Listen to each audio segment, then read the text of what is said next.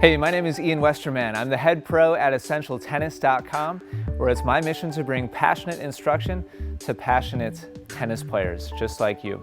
Today we're going to be talking about footwork patterns and specifically which footwork pattern is best. And that's kind of a trick question, by the way.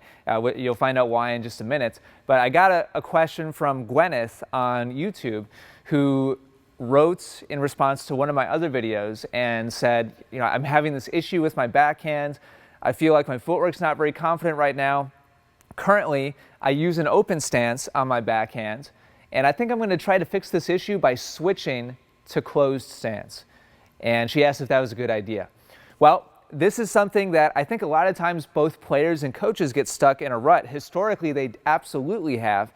Forever, the common phrase that you would hear over and over again was either step across and hit, or you would hear coaches say step in and hit. Like you should always step in and hit. And I can't tell you how many thousands of times I'm listening to somebody teach and somebody will miss a forehand or a backhand and they'll say, oh, you didn't step into the shot, which had nothing to do with the miss.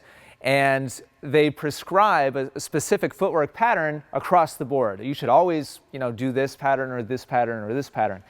The reality is, when you watch high-level tennis players, and not just professional players, but even anybody 5-0 and above, college players, etc., you're going to see a very, very wide array of different types of patterns.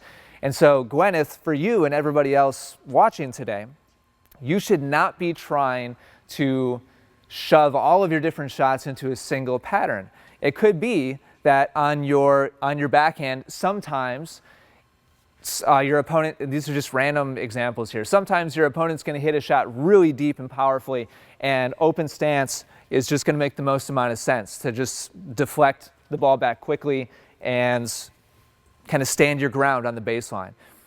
Other times, maybe let's say you're stretched out on the baseline and occasionally you're going to have to step across and hit once in a while in a more defensive situation where you're moving laterally. And sometimes you're going to get a short ball. And so using more of a square stance where you're 90 degrees to the baseline and you are stepping in and hitting and transferring forwards, sometimes that's going to be the most natural. There is no one stance or footwork pattern that you should be using across the board because you're not receiving the same shot over and over again. If your opponent is doing his or her job, and even if they're not necessarily trying to do it, you're having to react in all kinds of different situations and different phases, whether that be neutral or defensive or offensive. So Gwyneth, should you switch to an open stance? I'm sorry, it was closed stance. Should you switch to a closed stance? No. Should you practice hitting occasionally with a closed stance so that it can fill in and help you naturally move around the court in different situations? Yes. You should be able to hit open and closed and square stance, step into the court and transfer in all those different scenarios when it makes the most amount of sense. So hopefully that clears up maybe a little bit of misunderstanding or confusion. Hopefully keeps you from making this mistake of trying to use a cookie cutter approach to all of your different shots.